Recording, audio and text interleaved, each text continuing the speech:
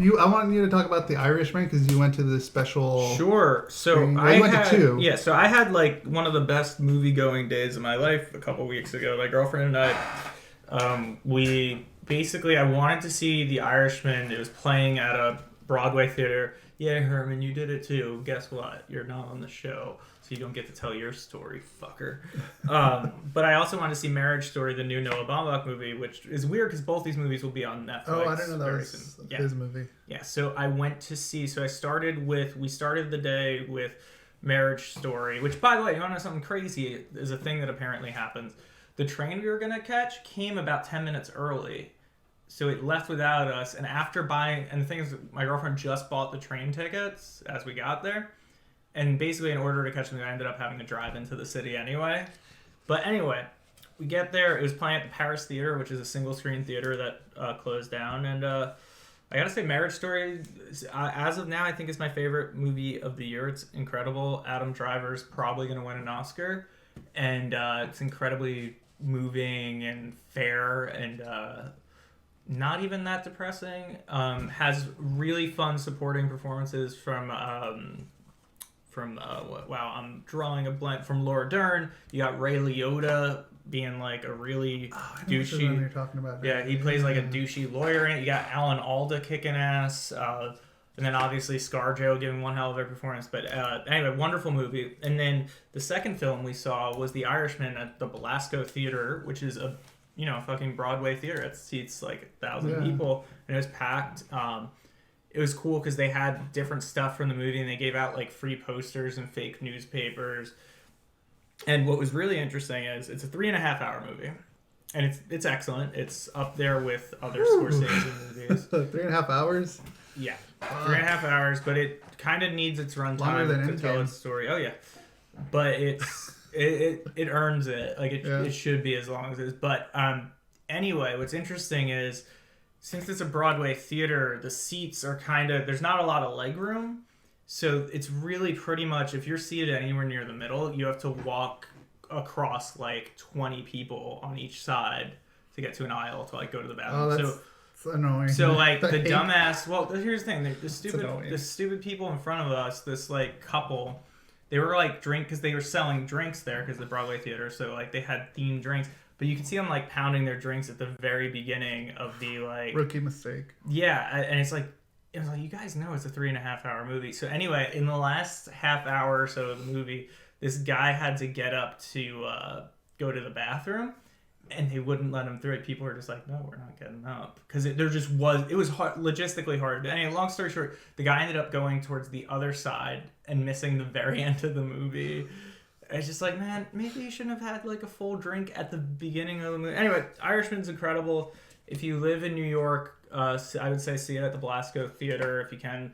I recommend seeing it on the big screen, but it'll be on Netflix. It'll be on Netflix Wednesday.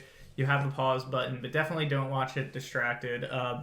They talk a lot about the de-aging effects, which I honestly think work pretty well. The only thing that's weird is, I wish there's a couple scenes where Robert De Niro is supposed to be like kind of, doing some tough guy stuff, like hurting people and doing things, but it's clearly current Robert De Niro's body, so he doesn't really move the way like a 30 or 40-year-old would. So even though his face looks right, the way he moves. Like there's he at one point, I don't know if this maybe is a spoiler, not really, but he like throws someone through a window, kind of like shoves him, but like the way his body, like it just doesn't quite look right, and I wonder why for those parts. Why didn't they just use a body double, since they were gonna fuck with the face anyway? But anyway, that's a very minor thing, but it's a excellent movie, and it's up there on the upper end of Scorsese movies for sure. And it's definitely like people are saying, it kind of takes control of like the people who seem to think that Scorsese's movies are endorsing the violence and stuff. So yeah.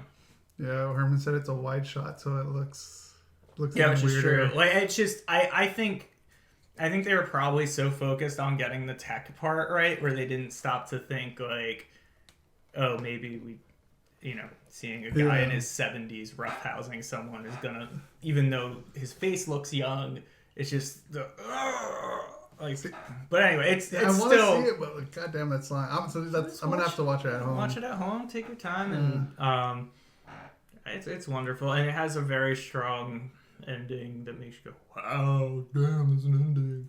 Pacino kind of steals the show, and Sam, our lead actor of The Lost Weekend, had some nits to pick with De Niro's performance. That's right. Anyway, he could speak for himself. Yeah. We should have that dude on the show while he's living, while he's temporarily. Fuck, that's right, yeah. You probably got him. You might have to, like, pick him up or some shit. I don't know if he has a car.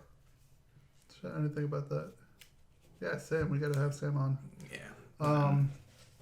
That's cool.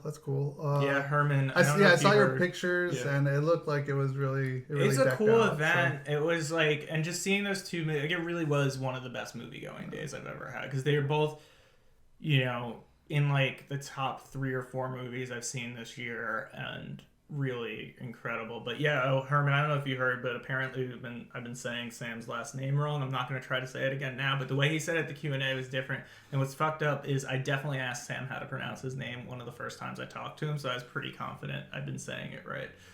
So Sam V, we'll call him, because I'm sure he's cool with that. Mike said in the chat about, because we watched the trailer for The Irishman. Yeah. And he's like, that these fuckers are too old to be tough guys. Mm-hmm. Run that tape back. Yeah, like a good chunk of the movie, though. Anyway, you gotta see it. I'm gonna see it. I gotta see it. It's Scorsese, so it's gonna be great. Even though he trashed Marvel, I still gotta see it. I think he gets the that's his opinion. Too. Yeah, he gets to put his opinion out there. And if you read the New York Times piece too, it's not really as cut and dry. He elaborates on his opinion, and I still kind of don't care what he has to say. I got my own quibble quabbles with the MCU, but yeah. Cool. So something that we both watched is Jojo Rabbit. Oh, you're skipping the other thing? Oh, we'll go back to it. We'll go back. Okay, I just want to make sure, because the other thing is just weird. Let's want to do that one first. I go either way. We go Jojo Rabbit. Okay. Boy, you announced it.